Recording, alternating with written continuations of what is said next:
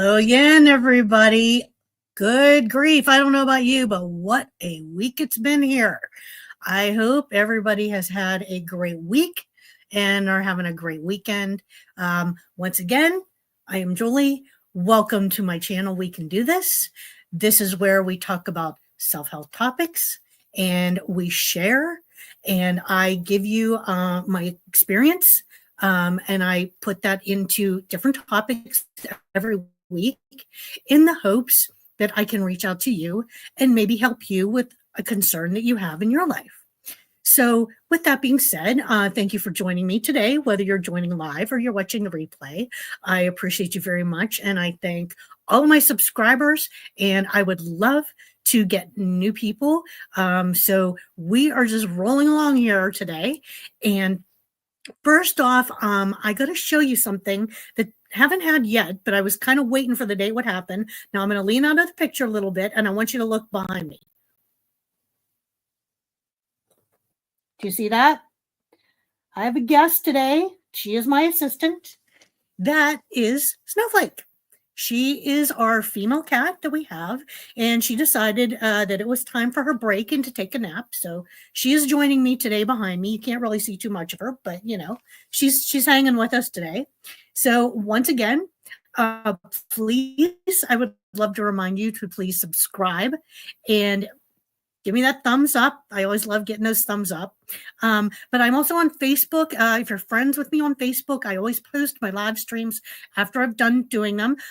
Please reach out to others if you think that we're talking about topics that could help them as well. I would love to have them join our weekly discussions, and I appreciate all of the support and all of the help. So that being said, let's get started today. So please remember, I am not a doctor. I am not a trained physician. I have no professional experience in this field at all. That is my disclaimer. I am only doing this because of the experiences I have in my life, and my drive in life is to hopefully help others with some of the things that I've been through. So let's get started on today's topic, which is chronic fatigue syndrome, which is also called CFS. Now, what is the definition of chronic fatigue syndrome? Now, chronic fatigue syndrome is an extreme fatigue. It's not something where you just go out during the day and you have a long day or you didn't sleep well or something and you're recovering from it. Chronic fatigue syndrome is an extreme fatigue that lasts long term, like 6 months or longer, and anything that you do, any sleep that you get, does not make it feel better. Now, this is also, along with that definition, there is no real cause to CFS. It is very difficult to diagnose. There's no tests for it. There's no cure for it. And it is most common in women in their 40s and 50s. You know, yay, women, right? Something else you got to deal with. So that is pretty much the definition of what it is. It is a very frustrating thing that if you think you might be having it or struggling with it. So we're going to talk about some of the different things, some of the maybe potential causes. Now, a lot of this is theory. You know, it is recognized, but as far as recognizing, testing for it, diagnosing it is challenging.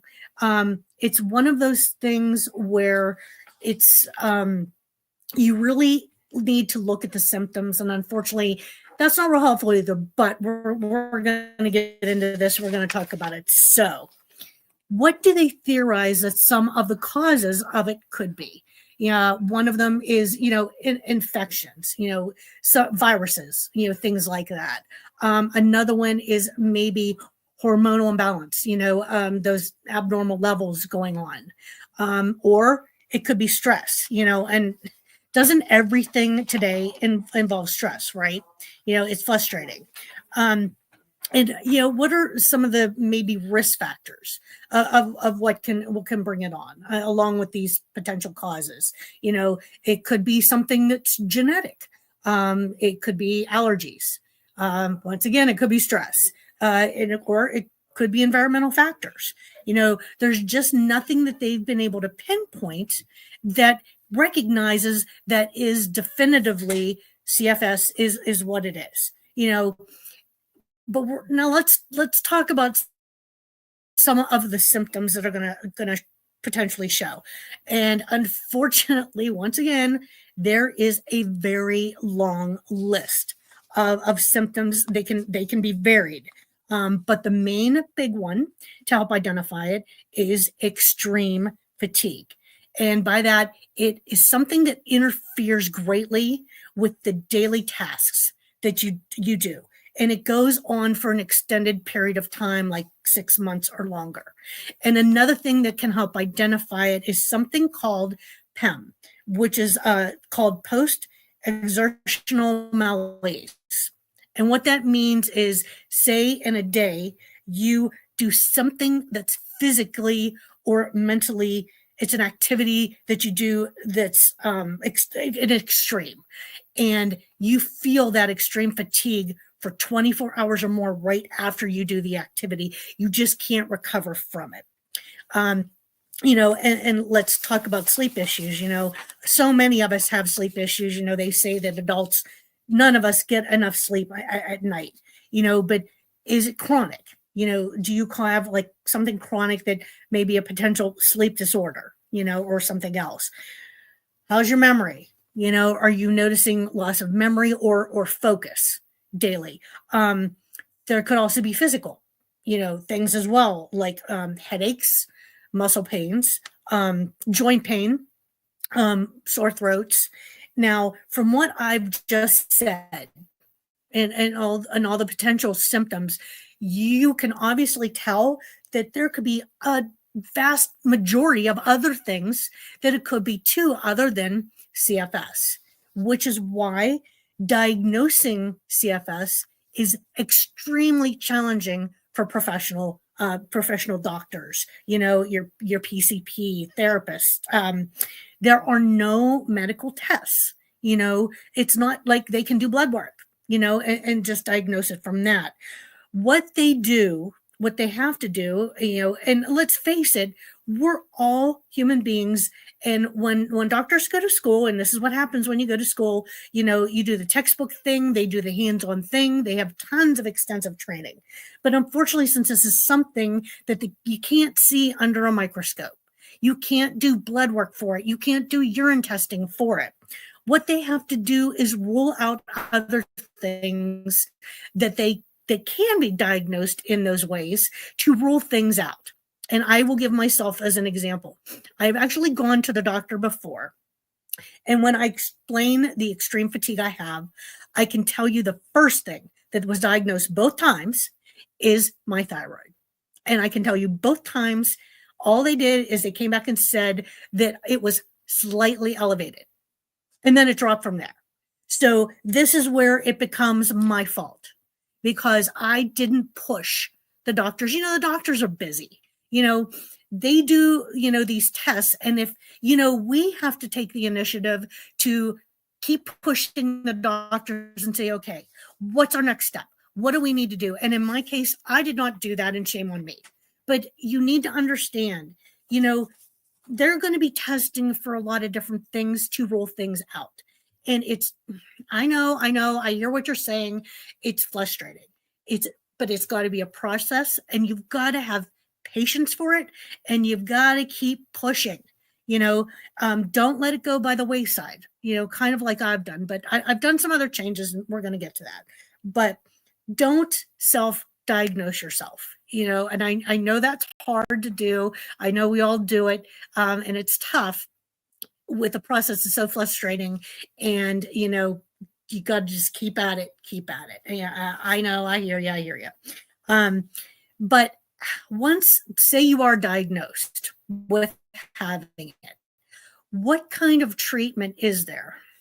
Well, unfortunately, we're all unique, and there really isn't a can opening, here it is, this is what's going to happen. Since we're all unique in that way, it comes down to lifestyle changes for all of us. And there could be medication involved too. So let's start with the lifestyle changes. And I can honestly tell you, I think I mentioned, the last couple of weeks, I have changed companies. I have a new job. I have a new position. And previously, I was exhausted extremely every day of my life. It didn't matter if it was a weekend or not. I could never get enough sleep. I was stressed out. I was mentally pushed all the time. And I know mental is draining. I know obviously physical, physical assertiveness is too, but I got to tell you, mentally, I get it. When you're just pushed and pushed and pushed all the time mentally, that drains you, and it's a lot harder to recover from it. The one thing I've done, it's only been 3 weeks, so this is new to me, in changing my position. There have been some things that changed that I am not mentally stressing out over anymore. I've noticed the last couple of days I'm seeing a change. And one thing is pacing myself. Now I know it's hard, and I'm going to give a shout out here to parents. I've never been a parent in my life. I've never had children. I respect parents. I don't know how you do it. You are all amazing to me and awesome. And I don't pacing. I know you're running around with your children. You're going in 20 different directions. I I can't relate to it, but I do understand it. But pacing yourself can help, both mentally and physically. And I can tell you, there are just little things that have happened now that, because of the new job, that have just kind of naturally happened, but I've been paying attention to. And one thing is, I have more of a balance now in my life. I'm not stressing out over things. I'm not, when I'm driving into work in the morning, I always had to do a time clock. I don't have to do that anymore. I have time. I get there when I get there. I get there still early, but I don't have to worry about clocking in. I can feel relaxed going to get, my cup of green tea in the morning. And I only have one a day of that, got to limit the caffeine. That's another one here that we got to mention. Got to limit the caffeine. I do one green tea a day. Also need to stay away. And this is for other things too. They tell you caffeine, nicotine, which is not a thing for me, and alcohol. And, I get it. That one hurts a little bit because I'm very much a social person, and I know a lot of you are too. Limit, limit the alcoholic intent. I'm finding now I'm getting home later in the day, which is great. I'm choosing other beverages that are not highly intoxicating. They're ones that are very low in alcohol, but very satisfying taste-wise. I've even gone to drinking kombucha again. I love kombucha. I'm getting back to that too. And non-alcoholic, loving it. I do seltzer. I do some hard seltzer, but I also do regular seltzer. Love that. You can put flavorings in that too, so you don't get bored with it. Getting into a sleep routine, I know that's hard too. And I'm kind of transitioning with that, but I'm finding it's working because I can sleep in a little bit. I'm getting about 45 minutes more sleep every day, more than what I did before. It's great. I woke up this morning like an hour and a half earlier than what I normally do, and I feel relaxed. I feel great. And I know it's because of these changes based on my job. Now, and you have to understand too, my symptoms are changing, and it's just something the last couple of days. Your symptoms could change along the way too in your journey, with your doctor to find out, if it is in fact CFS. Now, if they have given you medication, that could change over time. And once again, they're going to be treating your symptoms. So they could put you on anxiety or depression medication. They could put you on medication to help with your sleep. They could put you on pain medication, for joint aching and stuff that we've mentioned. So it could be any one of these things in this journey. Those dosages could change as well based on if you're seeing changes as well. But the next thing I want to mention is very exciting. I was really excited to bring this to you about CFS today because I didn't know this. This is something I learned, so we're going to learn it together. I found out that certain items, foods, can help with fatigue. Now, one of them really surprised me. I did not know this. Some of them didn't, but one especially did, and I'm going to give you that one next to last. So the first thing I'm going to mention is bananas. Bananas are great. Now, we all know they're great for potassium, great for B6, great for fiber. So they're natural carbs. It's not like a potato chip or something. They're natural carbs that give you natural energy. It's an energy boost, but it's not because of a caffeine kick, right? 1 to 3 bananas is recommended. I love bananas. Who doesn't love a good banana, right? So 1 to 3 bananas, I can do this. That's easy. And of course, lean proteins, it's with other stuff too. We got chicken, we got turkey, and we got fish. Fish for the omegas. We all get that. But I have to tell you, I am a chicken fanatic. Anybody who knows me, I love chicken wings. And I love them as hot as you can get them. So I'm very into the chicken thing. There's some good recommendation there. Another one is nuts. That's another common one they bring up. And the 3 big ones are almonds, walnuts, and cashews, which I adore cashews. Almonds okay, but walnuts not so much. So they're good proteins, protein source. They've got carbs in them, healthy fats, which is recommended. And it provides once again, a slow release of energy. Right? Once again, not like caffeine, not like alcohol, not like the nicotine kick. Another one, which I love, eggs. And I'm really on an egg kick right now. Great source of protein. It's once again a steady source of energy. It will not spike your blood sugar. And I love eggs all different kinds of ways. I'm not too much into the Spanish omelet. I'm not really a green pepper, red pepper kind of person.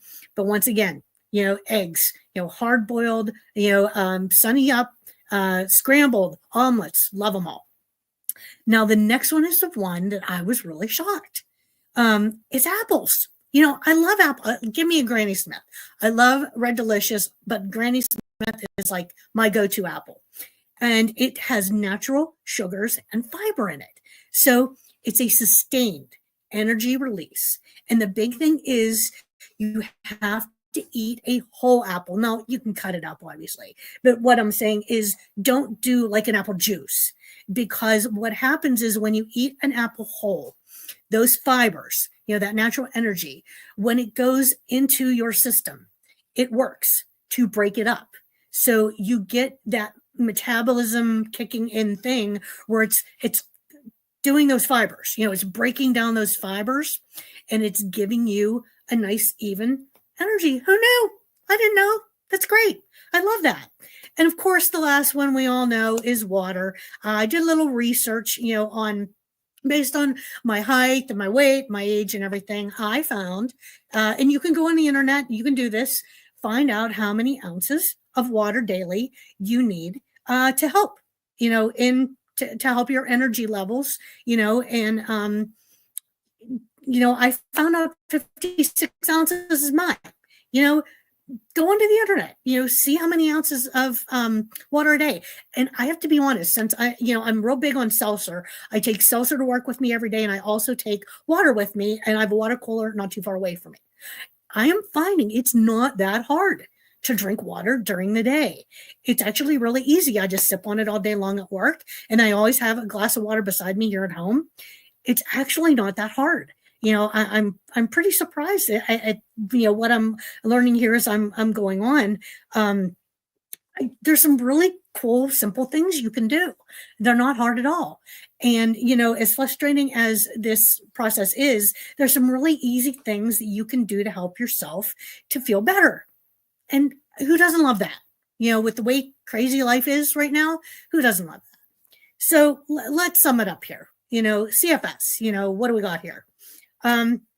Unfortunately, there's no cure for it. There's a very low recovery rate, from it as a cure. But basically what it is, in working with your doctor, remember to process, stay patient with the process, work with your doctor. Basically, it's, whether you need medication, lifestyle changes are a big part of it. And that support is essential as well. And like I said, keep at it. Keep pushing your doctor. They're busy. You know that. Don't just let them do a test, because they're going to have to narrow it down to if it is in fact CFS or if it's something else. Don't give up on it. Keep pushing, keep striving to find a way to help yourself feel better. And working with your doctor is the best way to do it. Helping to yourself do these little things in life, pace yourself, eat some of these foods that can help your energy levels. And remember, you're worth it. Take care of you. That's why I do this channel. And we're doing this together. You know, these are things, the tips that I talk about here and some of the things I've experienced in my life, I bring that to you because I've had people tell me that some of the things I talk about here, they see themselves in some of these topics that I talk about, and they've taken some of the tips that I've offered, and they've been able to make some positive changes in their life, and that makes me feel good. That's what I really want to achieve with my channel and what I want to achieve with you. I learn right along with you in doing this together. That's what it's all about, supporting each other. That's the whole reason that I created this channel. That's my passion, and I hope that I've been doing this now since for a year. Now I did take a break there for a little bit, but now I'm back at it, and I'm really excited when I hear back from people. I hear on Facebook, when I post it on there, I get really positive feedback, and I appreciate all of it. So please, I hope that this discussion today has helped you take some of these tips, pace yourself, and I'm going to be doing the same thing right along with you. So let's, with that being our summary here, please subscribe. Give me the thumbs up, like. I'm on Facebook, I post it there, recommend it to somebody else. I'm here to help other people. That's what my drive is, to do this. And I hope it's your drive too. We want to help each other. We all need that support. We all need that help. And so I always give my teaser every week about what I'm going to talk about next week. Now, I have to tell you, what I'm going to talk about next week is going to be a little challenging for me, and I know why. And hear me out.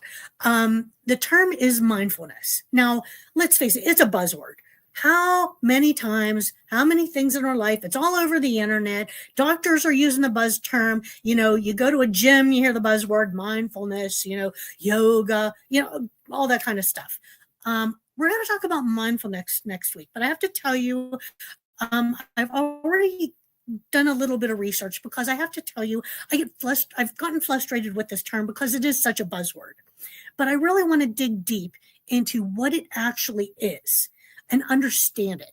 And what can we do using this tool to help us in our daily lives, with the stress, with depression, with anxiety. What is it actually? We're going to get down to the nitty gritty and really talk about what it is and what we can do to use this tool instead of just hearing a buzzword.